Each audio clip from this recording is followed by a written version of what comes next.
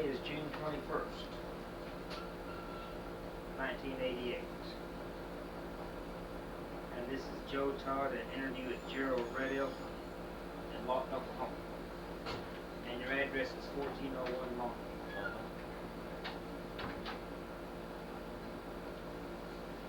So when's your birthday? January 29, 1948. And where were you born? Where? Yeah. Here in Lawton. And what's your father's name? Roderick. Roderick Red Elk. And your mother? Helen What was her maiden name? Jackson. Jackson.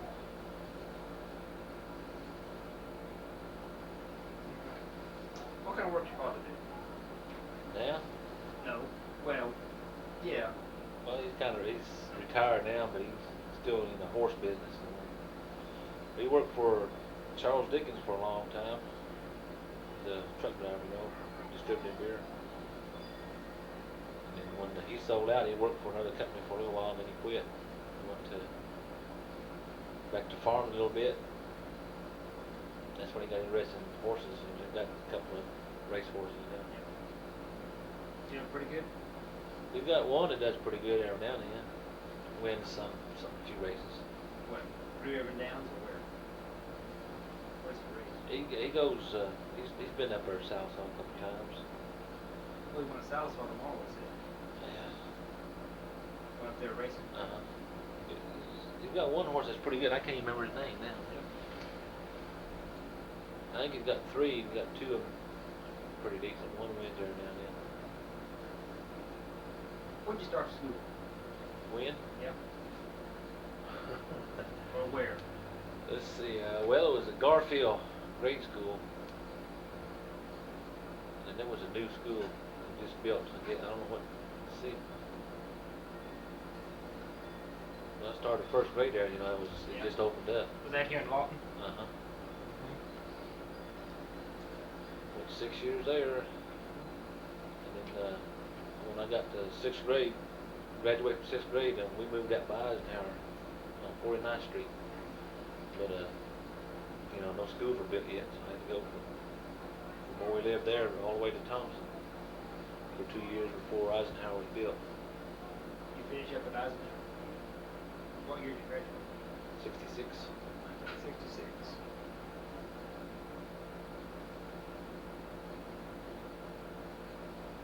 What did you do after high school? I went 1 year at Cameron, and then had to take an ROTC. I didn't mind the classwork, but it was a junior college in. All it was mandatory to take ROTC. And that every Tuesday out in the drill field got to me, so I dropped it. As soon as I dropped it, my name went on board, draft board. And then coming up summer break, I went on harvest. Cut wheat, I think I was in Cheyenne, Wyoming when I got my second draft notice. Your second time? Yes. First one I wrote back and told them I was on harvest, and when I was through, I'd come in. They sent me another one anyway, so I just come on back. Then I joined the Army. What'd you do on the harvest group? I mostly drove a truck, took the grain back into the elevator, and I got on the combine a few times, give a break. Were you with the custom combine group? There's a guy out of Snyder. He had 2 combines and 2 dump trucks. And you go from where? We started here in Lawton, around Lawton, running up north. Up Cheyenne? That's where he was going all the way up, all the way up to the border of Canada. But I didn't think they could wait that long on me, so I said I don't want to get in trouble. So I come on back.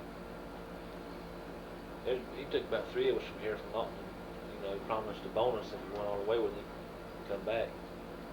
I don't know if anybody ever did or not. So you enlisted in the Army? And what's your day of enlistment? What day? Yeah. Do you remember? It was September 15th, I think it was. 1967. 1967? go for basic? Fort Polk. Fort Polk. Tigerland? Uh-huh. Tell me about Tigerland. Well, it was all really infantry, you know. That was the main thing. And well, we was there during September, and it was pretty hot still, you know, hot and muggy and sandy. Well, when I enlisted, I enlisted with a friend of mine, and we wanted to stay together. You know, we was trying to get aviation maintenance. You know, that's where his dad's in the Army. He was a pilot, so he said that's a good place to be. We wanted to get away from Lawton, not go artillery. So we decided to jointly, you know, take armor. It was the only thing that was available that we both wanted to do. And as soon as they found out about there, they treated us pretty rough because they thought they made us do the duck walk, you know, walk around hollering clank clank on the tank. Because you know that was infantry land there. They train everybody for infantry. And that's as close as, I mean, that was as far as we went together. Because after basic, I didn't have any orders. I was a holdover. They lost orders or something. So he went to Fort Knox. And I stayed there for 2 weeks before I was, you know, my orders come through. And they almost talked me into staying there and becoming a company clerk because their company clerk was fixing to leave, you know, and I had typing in school. And 1 year of college, they almost talked me into it. I said, no, I want to go. So I caught him up there, you know, he's 2 weeks ahead of me. We took AIT at Fort Knox, learned about tanks. In his class, they sent his graduating class to Fort Carson, Colorado. And ours, they sent to Knox. What type of tanks were you working on? Then it was the 48, M48 A1s. Which tank? What's the name of that tank?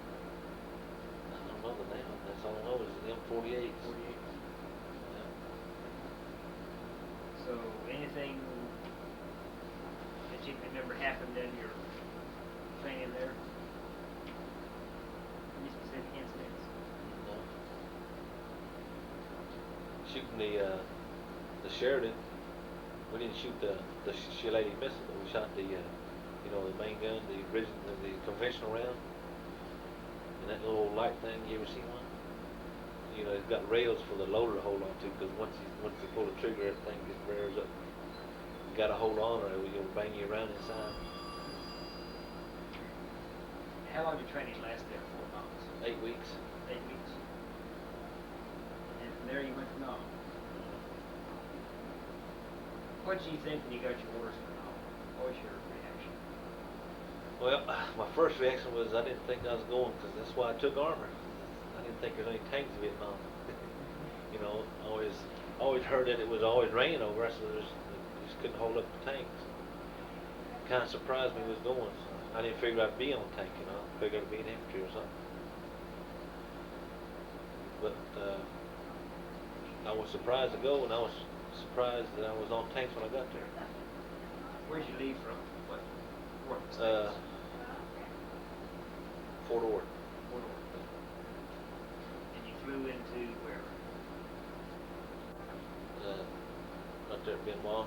Yeah. BIen Hoa? Thompson New Air Base. Yeah. Thompson. There by Saigon? Yeah. What was your reaction when you landed there? I was scared. Because, you know, we land there and there's well, they was throwing mortar rounds into BIen Hoa area, you know. And we was landing, and there we are with no, you know, you can hear them or you can see them, rounds hitting, but you didn't have a weapon. So it was kind of scary. Did you fly civilian or military? So we went over to Braniff and come back in a Pan Am. But I was wondering what we was going to do, you know. Just a whole plane full of 18, 19-year-old kids, no weapons. But everybody there didn't seem worried about it. Once we got on the ground, they started talking to us, sent us to that replacement center. What kind of in briefing did they give you? I don't really remember. I was just kind of in awe when I first got there. The first thing I remember there is after we went, they sent us, different units there, and they sent us that 1 week called Dumb Dumb School, how to recognize booby traps and sign like it in the jungle, what to look for, how to be cautious and all that. That's when I first started, remembering what happened, and trying to remember what's going on, what to be looking for. Because they told me I was going to be on tank, but I didn't see any, so I didn't know what. As soon as we get through with that, they sent us out on a dismounted ambush patrol one night. So I knew I was in the wrong place then. So I'm in armor and I'm on the ground with an M60. What was that patrol like? It was scary because it was the first time, and I had to walk. It wasn't very far out in there. We were probably about 5 k's out in the jungle.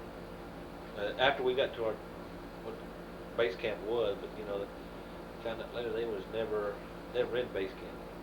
They was only reason they call it base camp because that's where they sent everybody. It was coming in or going back. The actual outfit wasn't there. It was always Where out. was the base camp? When I first got there, it was Swan Log. Where'd that go? Well, I'm not really sure. It's between Saigon and Bearcat.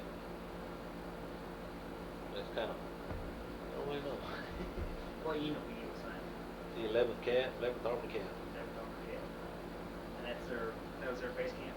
It was when I first got there, and they moved it to Zion and after I, got hooked up on the tank, they moved it to Zion. Okay, what, are you still on the M48s over there?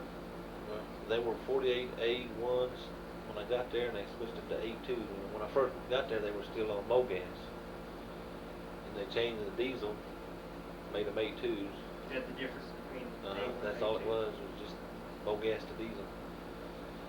And while I was there still, and about 3 or 4 months later, they changed it again. They just put, looking like prisms all the way around the turret, so you can, button up and look all the way around. And they changed it to A3 because of that modification. So it was changed twice while I was there. What kind of gun is that? They had a 90 millimeter on, the main gun. Then you had your 50 caliber on top. And the tank I had 2 30 calibers, mounted. One's always on this side, but regular conventional war, you're gonna have a gunner inside. But Vietnam, you have a gunner, so you just took the telescope out and mounted another gun in there. So you had two 30 calibers. Then the loader had on top had a M60 mounted. What was the weather like over there? It was, when I first got there, hot, real muggy.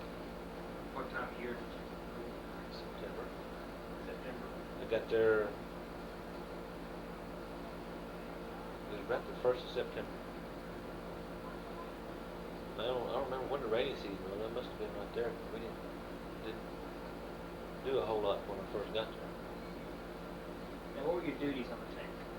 When I first got there, they put me on the back deck, the gunner.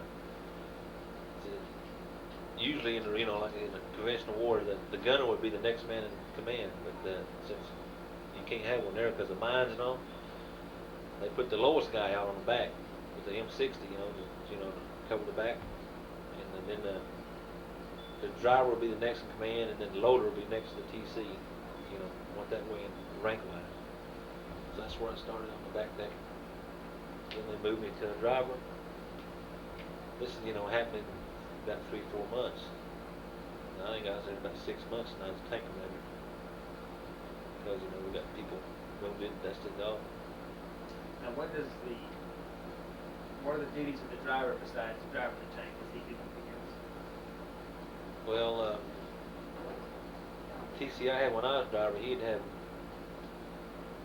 the driver and the loader go out, after we stop,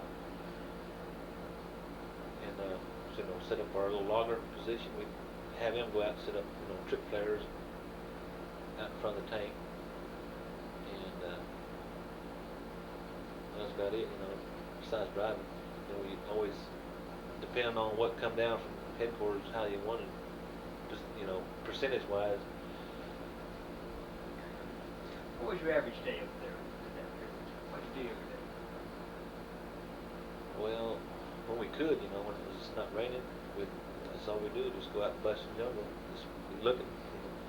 We'd have a major in a helicopter telling us where to go. He said, they're over here. You know, we'd be go looking for Charlie, you know. You know what they call a search and destroy? Just go out and just be looking. You know, we didn't find them unless they was ready to fight. You know. About the only time. You ever find them? They ever find you? Yeah, we got ambushed a couple times. Tell me what happened. My first ambush was, I just took over a tank. We went to pick up some infantry guys, the Wolfhounds, because they got in trouble and they was pinned down. So, you know, we went in Africa. We wasn't too far from them. And we picked them up, you know, put them on tanks and left. But we made a mistake by leaving the same way we went in. You know, as soon as we went in, you know, they left. And, you know, they set up just in case we did come back that way. They were ready for us.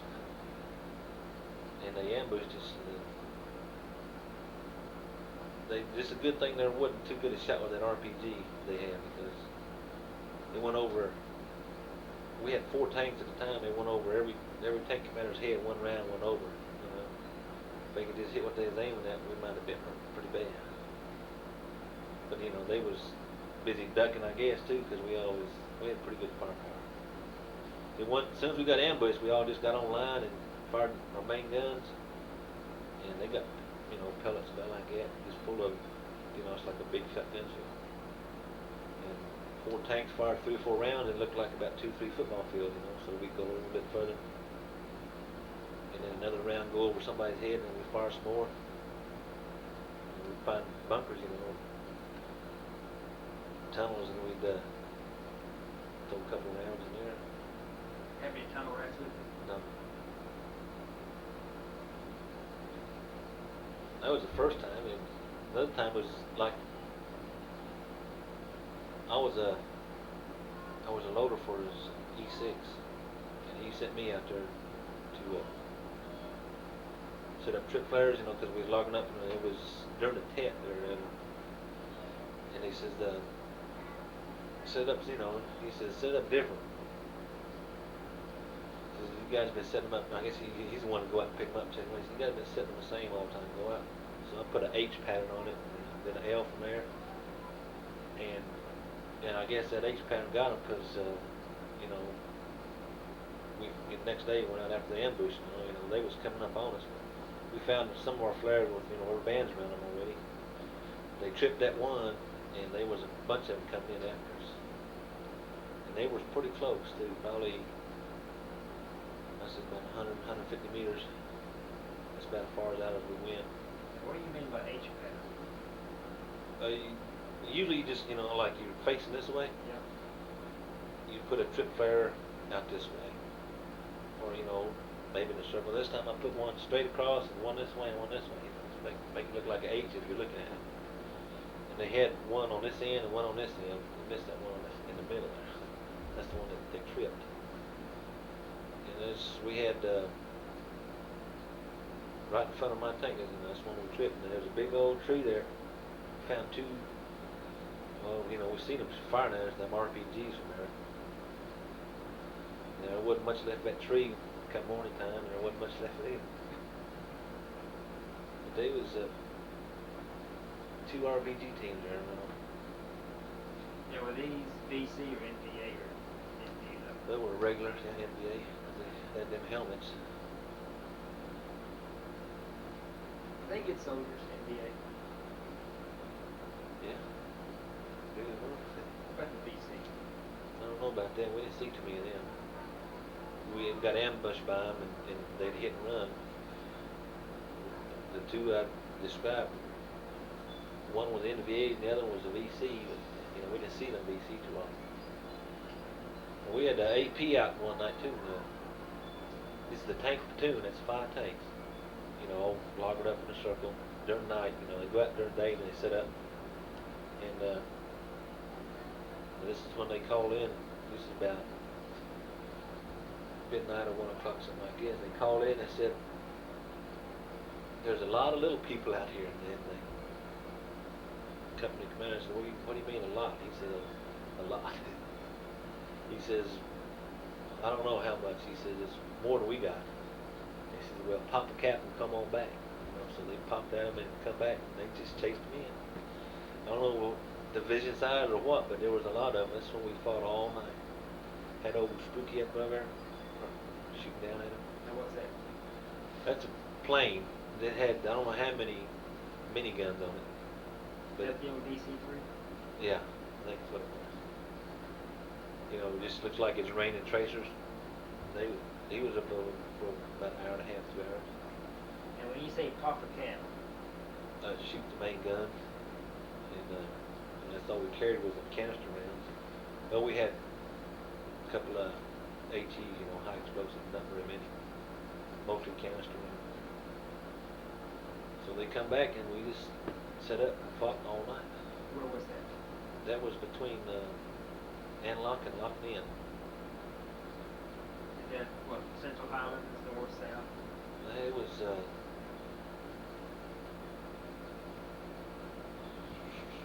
oh, it's about 20 k's north of Saigon. Now was that during TET, Yeah. 68? When you first found out TET, they were this big push, what was your reaction? I didn't think much of it, you know. I've been there a while. They've been talking about some Phantom Brigade after. They said they're always around, or they're here, or they're coming in tonight, you know. So they have us, you know, instead of one guy pulling guard, they'd have at least two, you know, 50% standing guard, because the rumor is that, I can't remember the brigade now, they was coming in this area, you know, and they're supposed to be one of the baddest, you know, but we never did see them. So I didn't think much of the TET. I knew it was sort of like a holiday. I mean, it was, what was it? They celebrated something, I don't know. That's New Year or whatever? Yeah, that's what it was. Yeah. How long would TET last? That offensive? Let's see.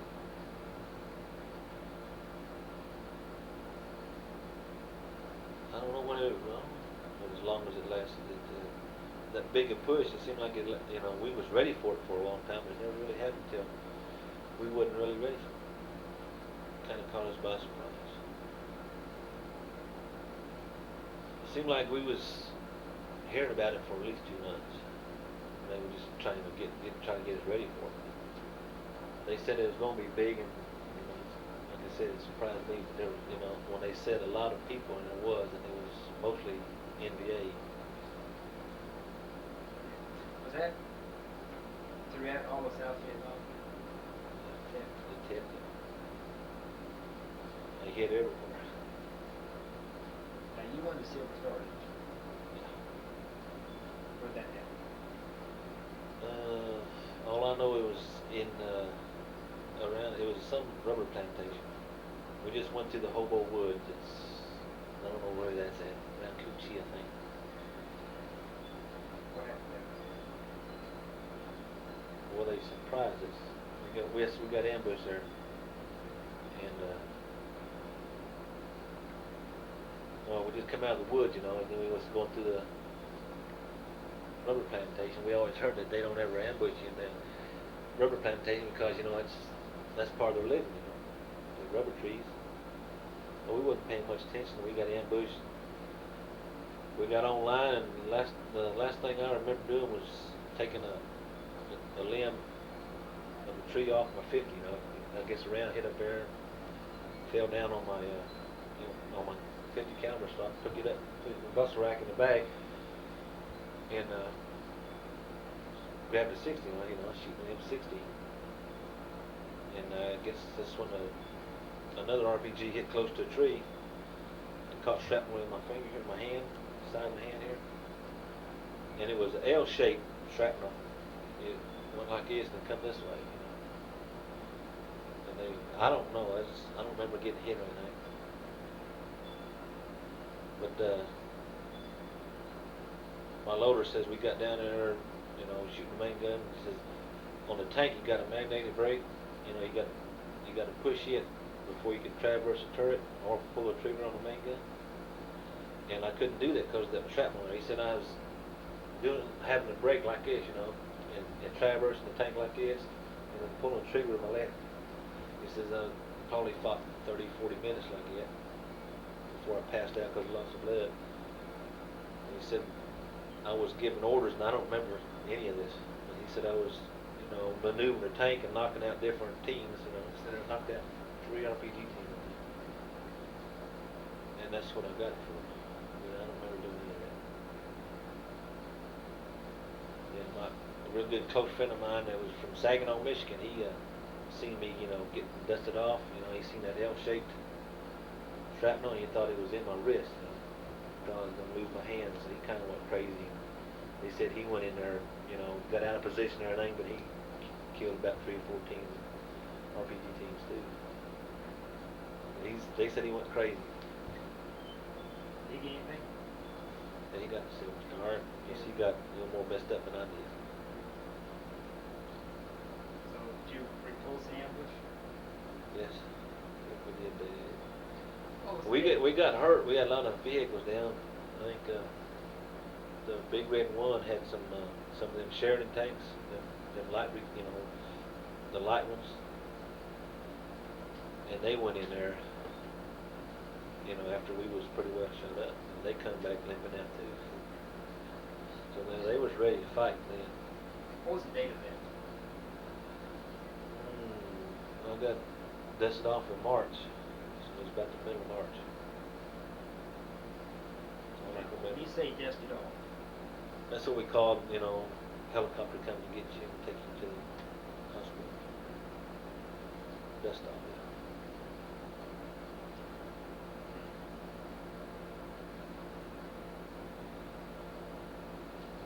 what kind of living quarters did you have up there? Living quarters?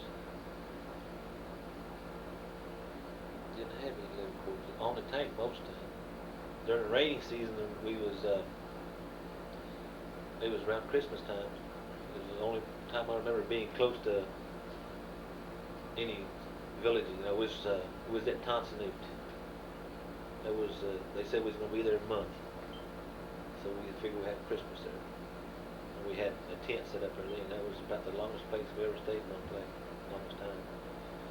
But most of the time it was just a, you know, makeshift hooch.